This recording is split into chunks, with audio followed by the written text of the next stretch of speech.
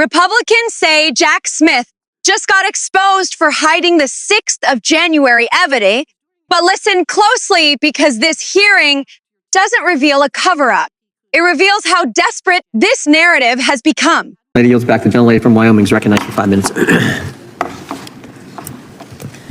Mr. Smith, it was during your deposition with our committee that you revealed that you tasked your team, specifically J.P. Cooney, to engage with the partisan January 6th committee.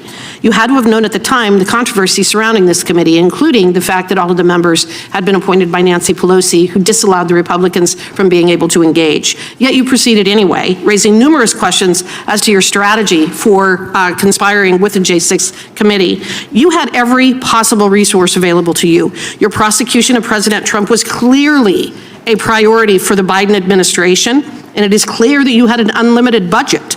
And you also left no stone unturned, even subpoenaing records from sitting members of the House and Senate.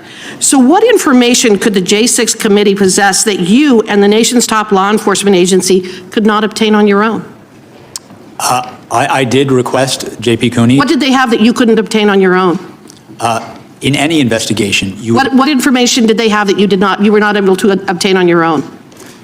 I couldn't know that until I had their information. Was there anything there? Did you find that they had information that you were not able to obtain? I don't recall specifically every bit of information. What I can tell you is we took in their information because we wanted to collect any information that could be relevant.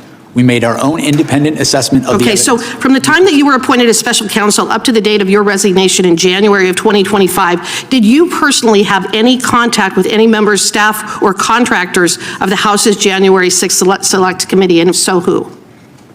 I do not believe I had contact with anybody personally from the January 6th. The January 6th committee failed to archive or preserve its video recordings of witness interviews, deleting or destroying as many as 900 interview summaries or transcripts involving more than 1 full terabyte of digital data. I repeat, the J6th committee destroyed evidence. Let that sink in. Why would they do such a thing? I think we have a dang good idea. The committee actually used selective clips from these videos and transcripts during their hearings, and yet by destroying this evidence, they have denied Congress and the public the ability to obtain their full content and context.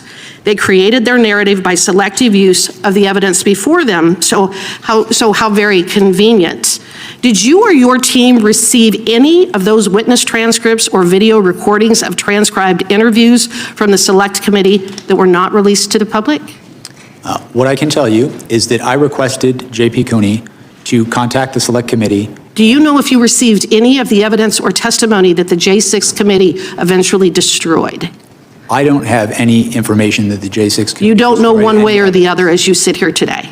No, what I'm telling you is that I requested all the information we could get from the January 6th. Has all of the information that you requested been preserved? All of the information from the J6 committee, has that been preserved?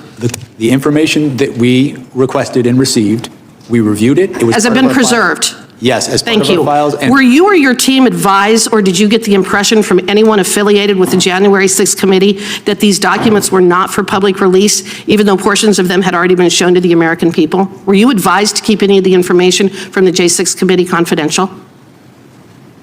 As I sit here right now, I don't recall that. Okay. I recall. Did the J6 committee provide you with the Cassidy Hutchinson testimony as part of the trove of documents that you received?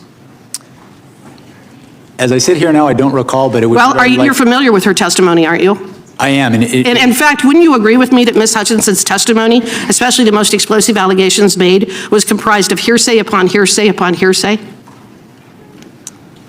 Come on, you're an attorney. Mr. Smith, you can answer the question. Of course it was hearsay. And hearsay isn't admissible in a court of law, is it? Why? Because it is inherently unreliable, and the victim or the target of a prosecution is not able to cross-examine. Isn't that correct? In fact, Mr. Smith, if you had attempted to walk into court with Cassidy Hutchinson's testimony, you would have been thrown out on your ear. No judge, no legitimate judge would have ever allowed the testimony of Cassidy Hutchins to be admitted in a court of law, would they? I disagree. Well, and then we've already talked about your record. Mr. Chairman, today, Mr. so I Chairman, can the gentlelady's understand time has long why. since I yield expired. back. The time of the gentlelady has expired. This exchange is already being pushed online as some kind of smoking gun. But once you slow it down and actually listen to what's happening, the story completely flips. Harriet Hageman wants you to believe she just exposed Jack Smith in some massive the 6th of January cover-up. That's the framing. That's the headline bait. But what you're really watching is a Republican lawmaker throwing accusations faster than facts, hoping repetition will do the work evidence can't. Let's start with the core claim that Jack Smith conspired with the 6th of January committee and relied on hidden or destroyed evidence. Sounds explosive until you look at what Smith actually says under oath. He explains that his team requested information from the committee, reviewed it, and made independent prosecutorial judgments. That's not coordination. That's standard procedure in a high-profile investigation involving overlapping inquiries. Hageman keeps pressing one question over and over. What did the committee have that you couldn't get yourself? Smith gives the honest answer prosecutors give all the time. You don't know what information exists until you review it. That's not evasive. That's reality. Then comes the real pivot, the claim that the 6th of January committee destroyed evidence. This is where the rhetoric goes nuclear.